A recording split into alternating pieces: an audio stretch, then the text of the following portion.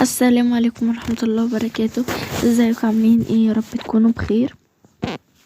انا النهاردة تعالكم بوصفة جميلة جدا وسهلة ومش هتكلفكم اي حاجة خالص، وهتبقى غدوة بسيطة كده وحلوة ومش مكلفة بجد. صدقيني لو مشيتي على وصفة النهاردة دي هتفضلي تعمليها كل يوم والله. طبعا دي الفاصوليا اللي معانا بتاعت وصفة النهاردة دي انا كنت مخزناها، وبصل طبعا متقطع حتت صغيرة، وقرن فلفل وتوم، واللحمة بتاعتنا. شايفين مكوناتها بسيطة جدا وسهلة وما اخدتش وقت معايا خالص.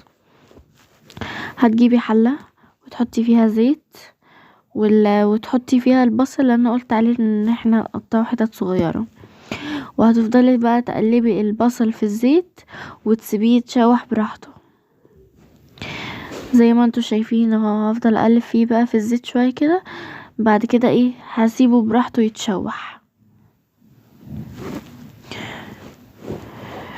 ده طبعا بعد ما تشوح هنحط عليه اللحمه هي كمان تتشوح. هنفضل بقى نقلب اللحمه مع البصل شويه زي ما احنا عملنا مع البصل، قلبناه في الزيت شويه وسبناه يتشوح. هنفضل بقى نقلبها في البصل شويه ونسيبها براحتها بقى تتشوح. شايفين غدوة بسيطة ومكلفتنيش اي حاجة وما خدتش وقت خالص، وغدوة بسيطة. طبعا زي ما انتوا شايفين اهي قلبت اللحمة مع البصل وهسيبها بقى ايه تتشوح اهي.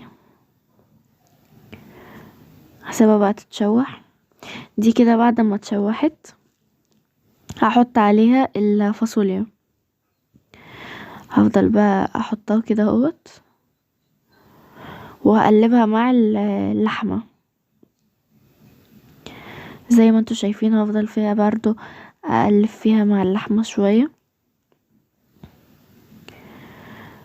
اهو. شايفين المنظر؟ منظر شكله حلو قوي.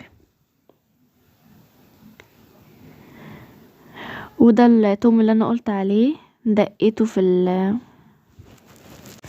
الهون، وحطيت القرن الفلفل اللي احنا قلنا عليه، وجبت طماطم ضربتها في الخلاط وحطيتها مع اللحم والفاصوليا.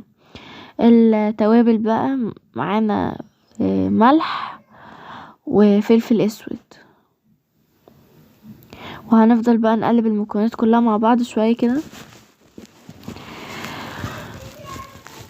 ودي كانت النتيجة. ما تنسوش تعملوا لايك واشتراك وتفعيل الجرس وكومنت حلو، والسلام عليكم ورحمة الله وبركاته.